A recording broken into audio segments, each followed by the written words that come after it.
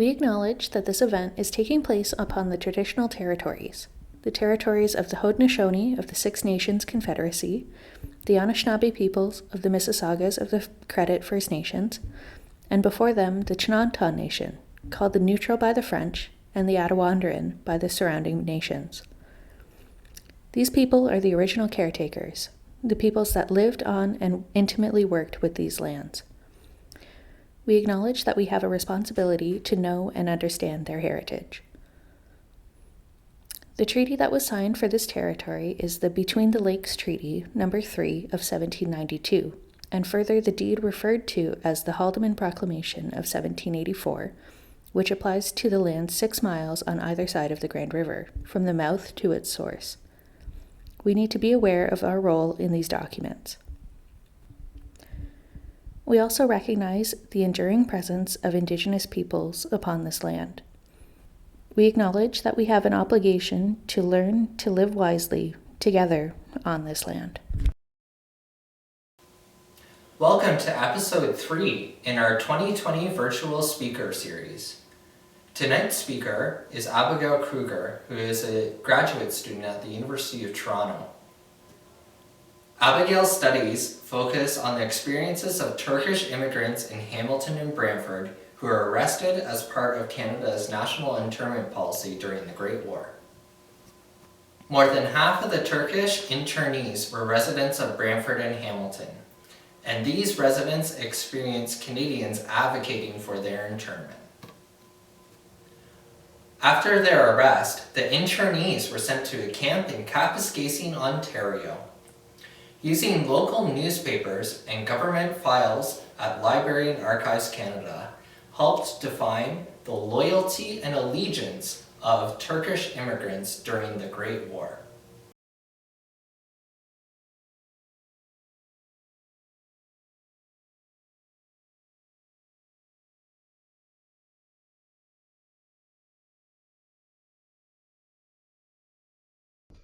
Hello, my name is Abigail Krueger. I'm a recent graduate from the Master of Information program at the University of Toronto.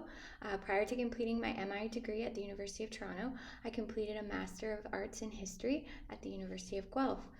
My major research paper focused on the experiences of Turkish immigrants from Brantford and Hamilton, Ontario, who were arrested as part of Canada's first national internment operation during the First World War.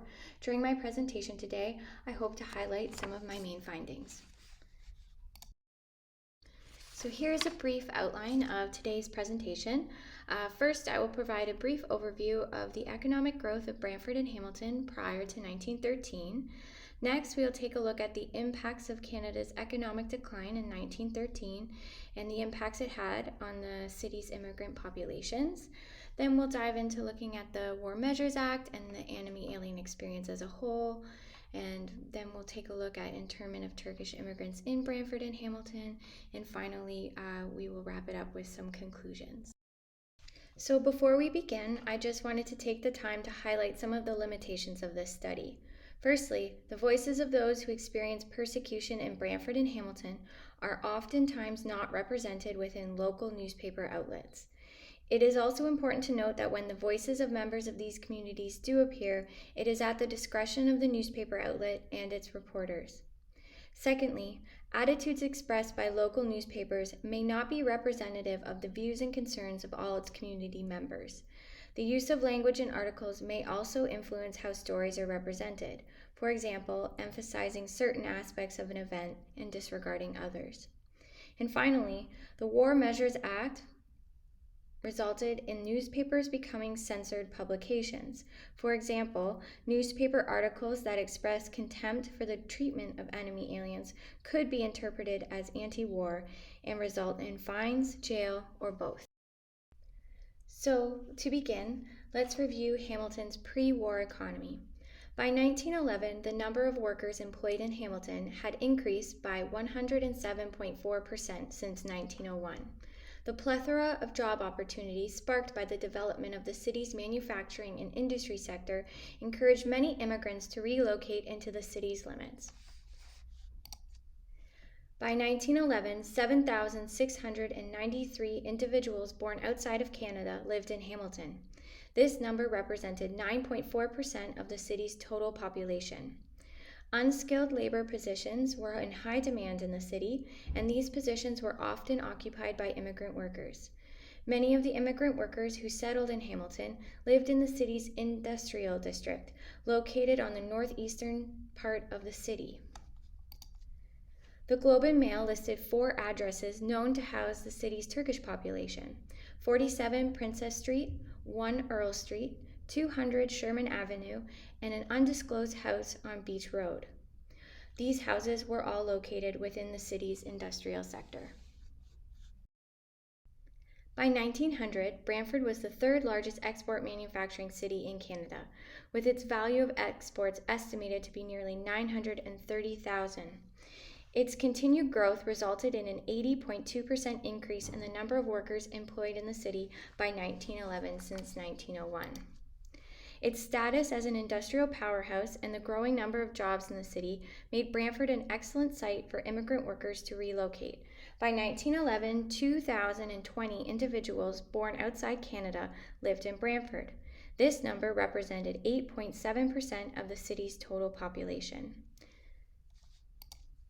Unlike Hamilton's immigrant population, who predominantly resided in the east end of the city, Caprillion Churchill's work, Like Our Mountains, reveals that many of the immigrant workers were living in Brantford's downtown core, an area that was comprised of both working class and upper class Anglo-Saxon families, as well as immigrant communities. So what happened? By 1913, the growth that had powered Canada's economy for 15 years began to falter, and by 1914, cities, including Brantford and Hamilton, began to experience mass unemployment. Many Euro-Canadian workers living in Brantford and Hamilton began to attribute their increased unemployment rates to the growing number of immigrants working within their communities. This threat of losing jobs to immigrant workers put more pressure on local employers to hire native-born workers and lay off immigrant workers. As a result, immigrant workers found themselves dismissed from their jobs and without the prospects of obtaining new employments began to face a new reality of starvation. The scarcity of jobs and the financial burden of unemployed workers on the communities of Brantford and Hamilton also resulted in growing anxieties towards immigrant workers. On a national level, similar sentiments regarding unemployed immigrant workers were expressed. These feelings were heightened as Canada entered the war, with public suspicion and fear beginning to grow towards workers who emigrated from enemy countries, now labeled as enemy aliens or aliens of enemy nationality. Like Brantford and Hamilton, as communities across the Dominion began to experience the debilitating effects of economic decline, many began to view internment of enemy aliens as a means to relieve their communities of financial and social responsibility of unemployed immigrant workers. Similarly, as suspicion and fear grew, the government was pressured to act forcibly against the perceived threat of an enemy alien attack. These growing tensions were ultimately addressed in the War Measures Act PC 2721, passed on the 28th of October 1914. Under the authority of the War Measures Act, the Canadian government established the official registration and internment of immigrants of German and Austro-Hungarian origin. The Order in Council also allowed for the surveillance and control of enemy aliens, and under its multitude of clauses, called for the creation of registration offices, allowed unemployed aliens who had the means to leave Canada to do so, established monthly reporting of enemy aliens to Chief of Police of a designated city, and approved the Canadian militia's supervision of the enemy aliens who were required to work at labor camps. When Turkey declared war on the 5th of November 1914, a proclamation was issued that applied to Turkey all war proclamations and orders in council that had been issued to date. Under the new proclamation, all Ottoman subjects, including those of Greek, Armenian, or Syrian heritage, were subjected to the new regulations. By the 14th of November 1914, His Majesty's government also ordered the detention of all Ottoman subjects in the United Kingdom and its dominions. As a result, Canada's first national internment operation during the First World War resulted in the internment of 8,579 immigrants classified as aliens of enemy nationality. In total, 2,009 Germans, 5,954 Austro-Hungarians, 205 Turks, 99 Bulgarians, and 312 additional immigrants classified as miscellaneous were interned in one of the 24 internment camps located across the Dominion of Canada between 1914 and 1920.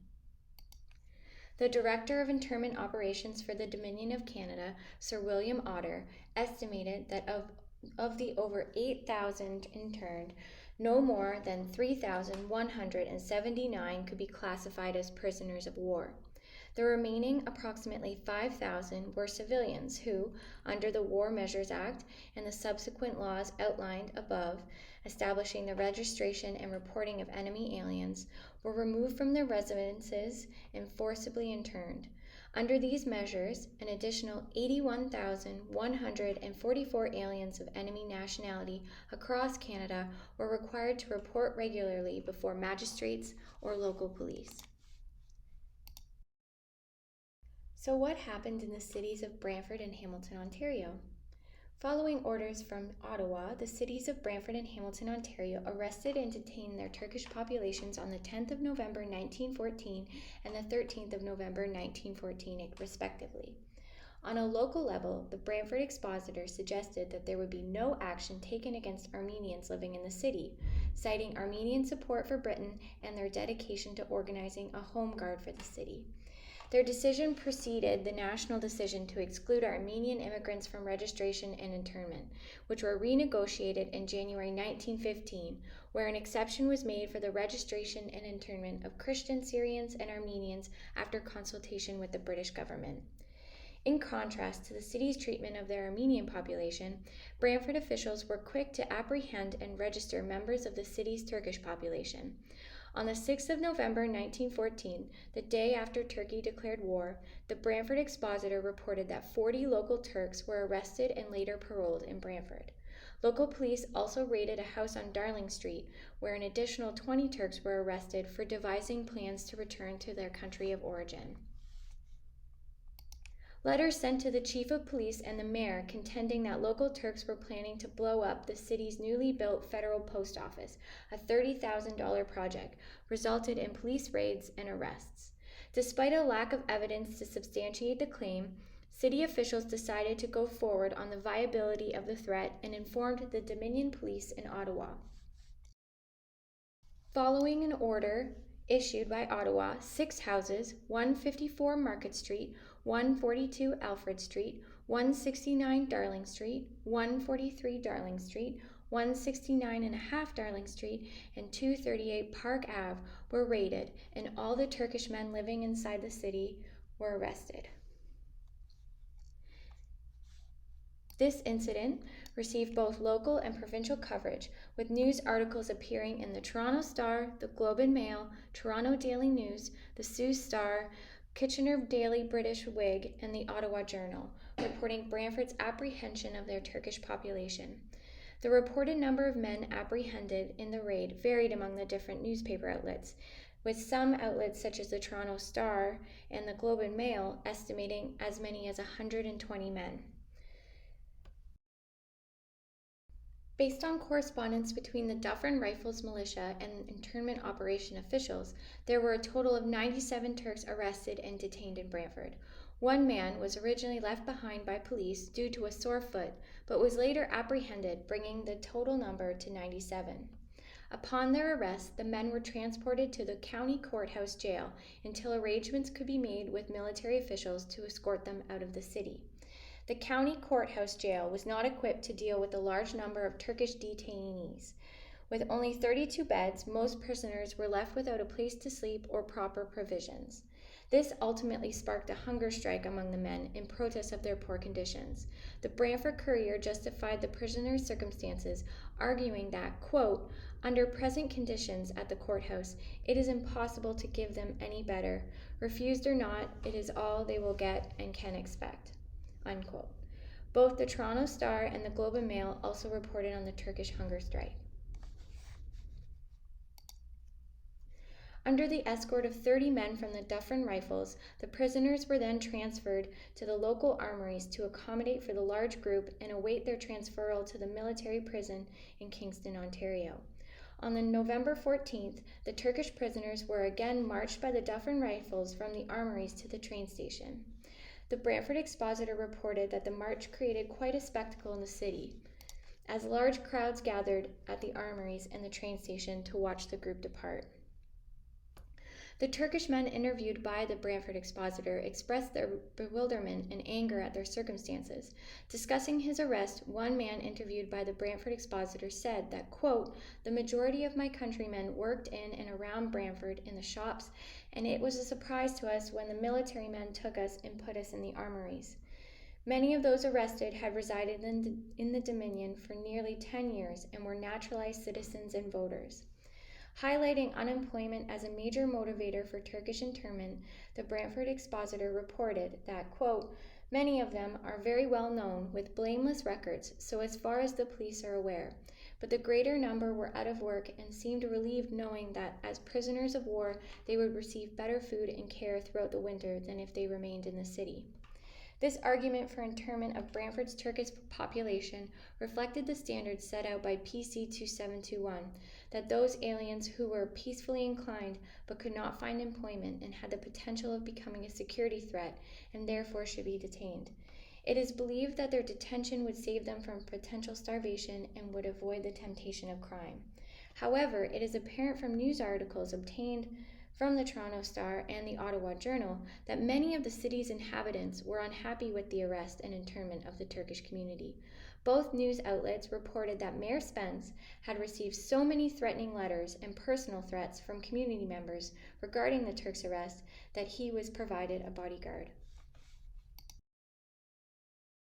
Meanwhile, on the 12th of November 1914, under the instruction of Lieutenant Colonel A.P. Sherwood, to arrest and intern all Turks residing in Canada, a group of police officers from the Sherman Avenue station raided 4 homes in Hamilton's industrial district and apprehended 7 Turkish men.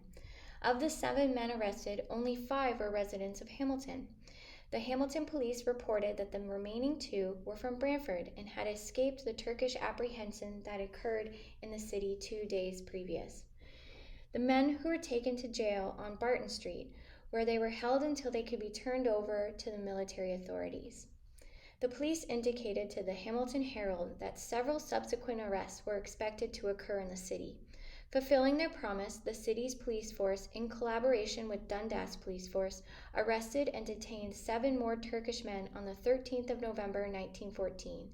Chief Clerk of the Dundas Police and Constable Ludeman located the Turkish men working for a railroad section gang. The men were quick to apprehend the workers and turn them over to the police in Hamilton for escort to Fort Henry. The Hamilton Spectator also reported that in addition to the men captured in Dundas, the police of East Hamilton were able to locate another Turkish man in a boarding house on Sherman Avenue North. On the 14th of November 1914, 1 non-commissioned officer and 6 men from the 91st Highlanders escorted the combined Turkish prisoners to Fort Henry in Kingston. 3 additional men were requested to accompany the party as a result of the added prisoners. The Hamilton Spectator also reported that 2 guards from Kingston's penitentiary came to Hamilton to assist in the transportation. The Turkish men and their escorts boarded the 11:40 a.m. Grand Trunk Railway train to Kingston. Unlike the departure of the Turkish men from Brantford, there were no reports of Hamilton's residents congregating to the rail station to watch the incident. It is important to highlight that both local Brantford and Hamilton newspaper outlets, as well as national outlets, there was a tendency to stress the idea of otherness in their coverage of the city's Turkish populations. By referencing their Muslim religion of the Turks and highlighting their religious practices, the newspapers stressed the idea of otherness that ultimately contributed to further their alienation within a predominantly Christian communities of Brantford and Hamilton, Ontario. This also contributed to the perceived relationship between faith and loyalty during wartime proceedings.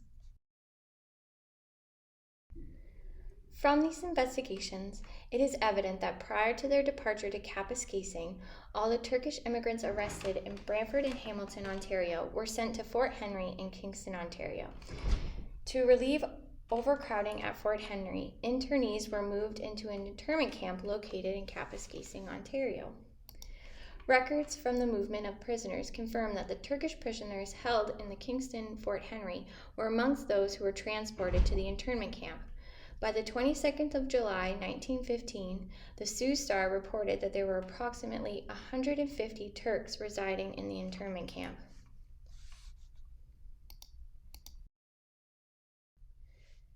The camp was divided between first-class and second-class prisoners. The first-class prisoners, who were officers, servicemen, were provided a better messing and housed in separate quarters. The prisoners were also given certain privileges and freedoms not available to second-class prisoners. The second-class prisoners were civilian prisoners. Amongst these interns were the Turkish immigrants from Brantford and Hamilton, Ontario. As second-class prisoners, they were responsible for the camp's maintenance and provided labor for the camp's experimental farm project. As depicted in this slide, the majority of the Kapuskasing camp was made up of second-class prisoners. Through joint discussion with Premier Hearst of the Ontario Provincial Government and the Dominion's Department of Agriculture, the internment camp in Kapuskasing was designed as a large-scale experimental farm. Their work included clearing and stumping 1,000 acres of new land, building a large barn on the experimental farm, building bunkhouses, storehouses, fencing for troops and prisoners, making roads in connection with the train station and the farm, installing drains at the train station and farm, and laying water pipes through the farm and train station. The men were divided into gangs, and each gang was given work assignment and expected to fulfill a day's quota. They were paid 20 cents per day, a wage that internment operations equated to a working pay in Canada, but they were also expected to pay for their own keep. In addition, many municipalities and corporations made application for prisoners' labor during 1916 and 1917. To combat the depletion of available male workers caused by enlistment, approximately 6,000 prisoners of war were paroled. By signing the parole document, the prisoners swore loyalty and obedience to Canadian laws and surrendered to periodical reporting at the nearest police authority. Many parole documents also required the prisoner to agree to the same pay rate they received in the internment camp. Many of the Turkish men imprisoned in Kapuskasing were paroled under these conditions to cities such as Sydney, Nova Scotia, St. Catharines, Ontario, Hawkesbury, Ontario, and Brantford, Ontario. Companies located in Hamilton, such as the International Harvester Co. and F.W. Fearman Company and the National Steer Car Co., also applied for intern workers. Based on documents available at Library Archives Canada, it is unclear what happened to many of the men after their release. However, some of the Turkish prisoners were sent back to Brantford to work at American Radiator. Turks interned by the Dominion government during the First World War, more than half were residents of Brantford and Hamilton, Ontario.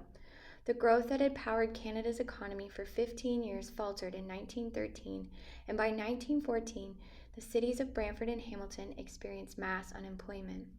Many Euro-Canadian workers in Brantford and Hamilton attributed their increased unemployment rates to the growing number of immigrant workers within their communities. As a result, the propensity for Euro-Canadian workers to vilify their immigrant workers during the economic downturn was ultimately reinforced by growing fears of enemy alien hostility and espionage. Many community members and law enforcement officers saw internment as a solution to their city's financial and social responsibilities, as well as a way to remove the perceived threat that's posed by enemy aliens.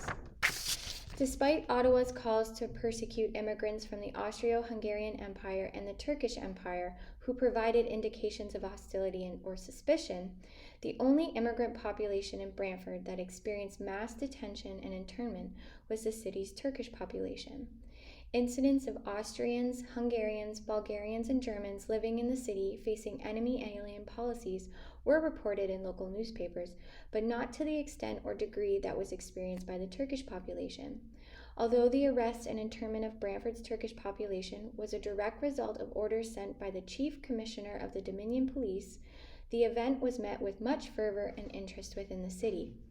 Their description and interpretation within local and national newspapers demonstrated how their enemy alien designation was influenced by their religion and race.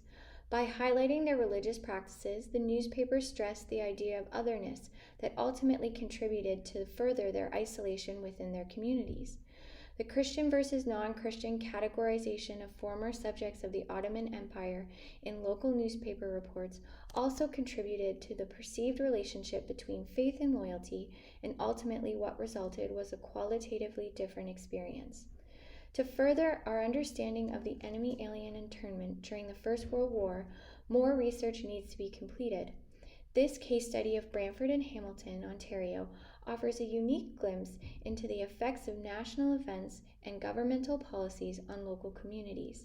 It also provides context to the public opinion prior to and during the First World War. In doing so, it helps us understand why many communities allowed and advocated for the internment of their neighbors and fellow citizens. Thank you for listening to my presentation.